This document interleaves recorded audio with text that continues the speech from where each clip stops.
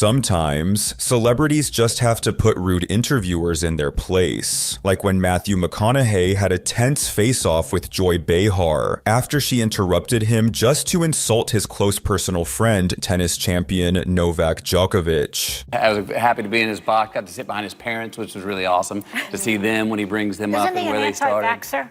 An anti-vaxxer? I believe so, yeah. Just say no. Things only got worse when McConaughey's political aspirations came up, with Behar nearly derailing the actor's campaign before it even began. Do you think you could get elected in Texas being anti-gun? Do I think I could get elected in Texas being anti-gun? One thing about if me in politics is to give you a direct statement right there is be playing a game that I'm not interested in playing. Okay. To give you a direct statement right there. Mathew McCounaghey defended his friend by making the boundaries clear, but surprisingly, during a tense 2005 interview on Australia's 60 Minutes, reporter Peter Overton asked Tom Cruise if ex-wife Nicole Kidman was the love of his life. Cruise grew visibly frustrated. After telling him that they had raised children together for 10 years, which indirectly tells the rude interviewer Nicole was indeed the love of his life, the interviewer continues to push back the questions to provoke some kind of reaction out of him. Was Nicole the love of your life? What do you mean, Peter? You were married for 10 years? Listen, we raised children. When pressed further on the label, Cruise snapped at the interviewer, told him he was stepping over a line, and instructed him to put your manners back in. And do you have a relationship where you talk, it's a parenting relationship, and talk professionally about each other's work? Listen, here's the thing, Peter. Yeah. You're stepping over a line now. You're stepping over a line. You know you are. I suppose they're questions though, that people want to know. Peter, you want to know. Take responsibility for what you want to know. Don't say what other people. This is a conversation that I'm having with you right now. You're right. Okay, so I'm just telling you right now, okay? Just put your manners back in. What is going to be your reaction if you got invited by a famous interviewer? The conversation was flowing great, but suddenly the interviewer starts to make fun of your life situation in front of thousands of people. This is exactly what happened to Lindsay Lohan. Lindsay Lohan appeared in the Letterman interview to promote her upcoming movie called Scary Movie 5. The hosts aggressively questioned her about upcoming court-mandated rehab, substance use, and personal troubles. Though Lohan tried to pivot to promoting Scary Movie 5, and pushed back, the uncomfortable exchange later sparked social media backlash against Letterman. Aren't you supposed to be in rehab now? And how long will you be in rehab? 3 months. How many times have you been in rehab? Several. And how will this time be different? What are they rehabbing, first of all? What is on their list? What are they going to work on when you walk through the door? We didn't discuss this in the pre-interview. No. Letterman repeatedly asked what specific issues she was entering rehab to fix, prompting Lohan to quip that they hadn't discussed those questions in the pre-interview. Letterman pulled out a physical list of planned jokes about her legal troubles and career, which Lohan took from his hands to read herself. The footage resurfaced and drew heavy criticism online, with many viewers calling Letterman's line of questioning exploitative and insensitive, while others argued Lohan handled the pressure well. I've gone through a lot in life, and I'm looking forward to actually just taking time for me. You can't make a joke of it. That's so mean. I'm not joking. No, you're not doing that. We're not doing that.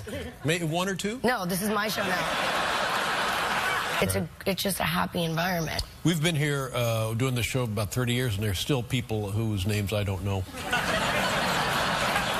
During the 2007 press tour for Superbad, Jonah Hill seemingly lost his temper and exploded at an interviewer who asked if skinny people can be funny and suggested Hill was unattractive, while Michael Cera sat awkwardly next to him. Jonah, do you think it's important to be unattractive to be funny? Can skinny people be funny? What the man? You know, I don't understand. Can you just ask a normal question? Are you the fat guy in Hollywood still, or is everybody like look at you and they're like, oh wow, you know, this is great, now you're healthy? Do you have any other questions that are smart? The interviewer asking the abrasive questions was actually filmmaker Edgar Wright, director of Hot Fuzz and Baby Driver, who was a friend of the cast and crew.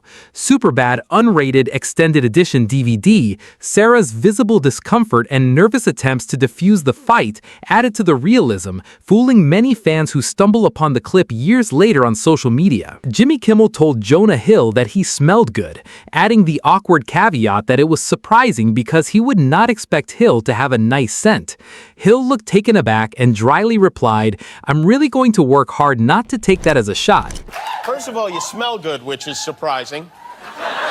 Why is that surprising? I don't know. I just wouldn't think of a guy who would have a nice scent on, and it That's seems such a, like, I'm gonna really work hard to not take that as a shot. You know what I mean? Australian fashion editor Kate Waterhouse asked Hendricks how it felt to be an inspiration as a full-figured woman and requested an inspiring story.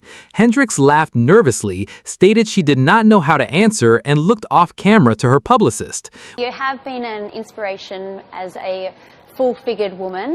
What is the most inspiring story that you can remember where you've inspired someone? I don't know. I don't know. I'm sorry. When the interviewer tried to rephrase the question and used the phrase full figure a second time, Hendricks immediately cut her off, saying, "I mean, you just said it again." Hendricks was reported to have stated off camera during a pause that she considered the term full figured to be rude. You've been known as an inspiration for women as being a full figure. What is the most... I mean, you just said it again. It's just sort of...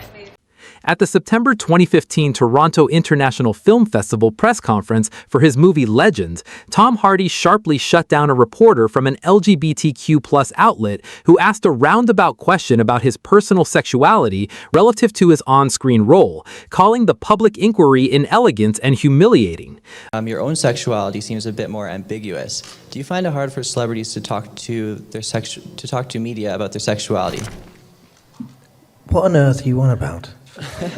A journalist from Daily Extra noted that Ronnie was open about his sexuality, suggested Hardy's own past interviews made his sexuality a bit more ambiguous, and asked if it was difficult for celebrities to talk to the media about it.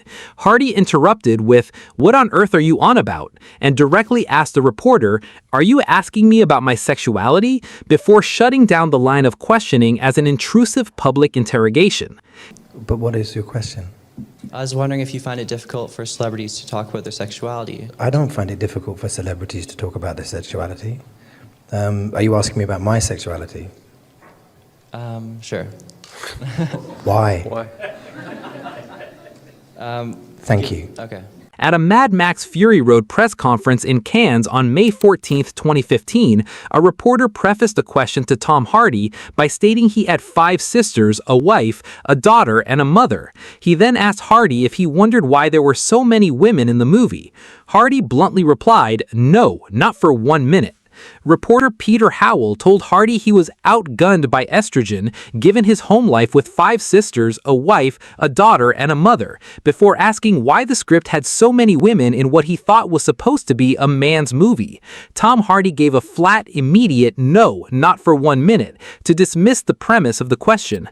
Co-star Charlize Theron chimed in right after with, "Good for you," supporting Hardy's dismissive stance on the flawed question. I have a question for Tom Hardy. Tom, I'll preface my remarks by saying that I have 5 sisters, a wife, a daughter, and a mother, so I know what it's like to be outgunned by estrogen. But I just wanted to ask you, as you were reading the script, did you ever think, why are all these women in here? I thought this was supposed to be a man's movie. No.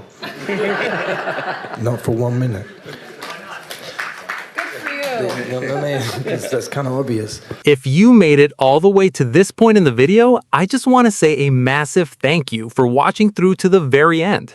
Making these deep dives and editing down these clips takes a ton of time, and having you stick around for the whole ride genuinely means the world to this channel. Looking back at these clips, it's almost painful to watch how normalized this stuff used to be on late-night TV and junket circuits. Whether it's talk show hosts completely ambushing guests about their private personal lives, or interviewers making weirdly uncomfortable comments about an actor's physique, these stars were expected to just sit there, laugh it off, and take it on chin. But as you're seeing today, eventually actors hit their absolute breaking point.